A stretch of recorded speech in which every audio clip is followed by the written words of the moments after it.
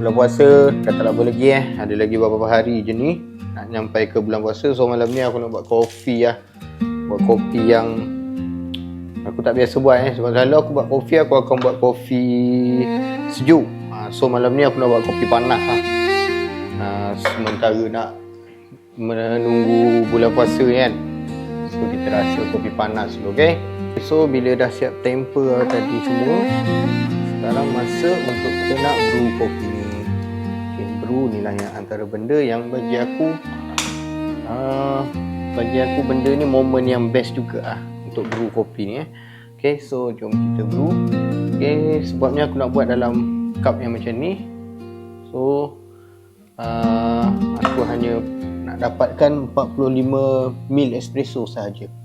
So aku brew dia jadikan 45 ml espresso.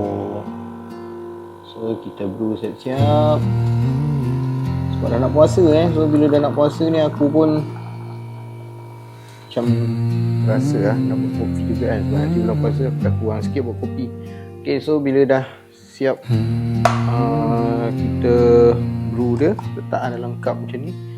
So untuk ni aku nak rasa apa yang sedap nak kan. Okay, lepas tu letak susu sebab aku nak buat untuk foam.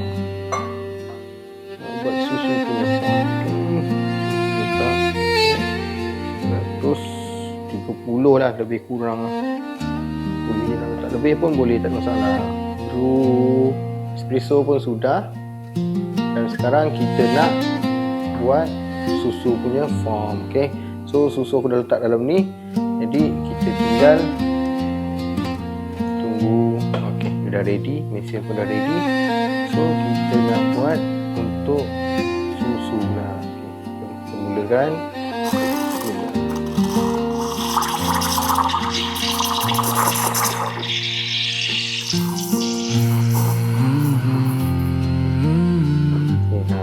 Kamu tengok kalau nampak lah susu tu pun dah berpusing So kita letak, kita tunggu sampai tangan kita ni pun dah rasa nak pegang susu tu pun dah tak boleh.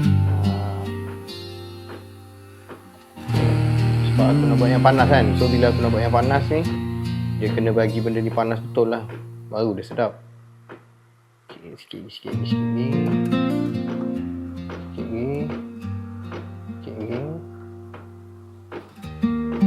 Okey, dah settle. Bila dah siap, kita ketuk. Kena lap. Benda ni kena lap Kalau siapa-siapa yang ada mesin kopi, benda ni penting lah untuk korang nak lap. Okey, kena lap, ketuk-ketuk sikit.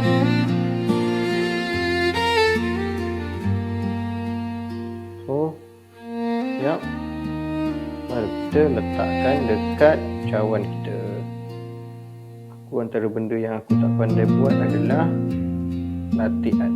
Tapi tak apa lah, sebab minum pun minum sendiri kan.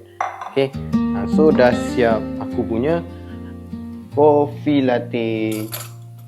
So bila dah siap, macam biasa kita kacau lah dia untuk nak minum kan. Kacau. So dah siap, dah boleh minum. Okay, so kopi aku pun dah siap. Jadi sampai masa untuk kita nak rasa.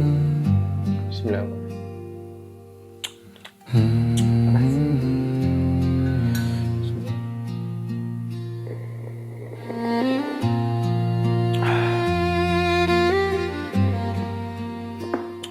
Okay, sedap. Okay, so macam tu je nak buat kopi guna mesin kopi Gisel ni.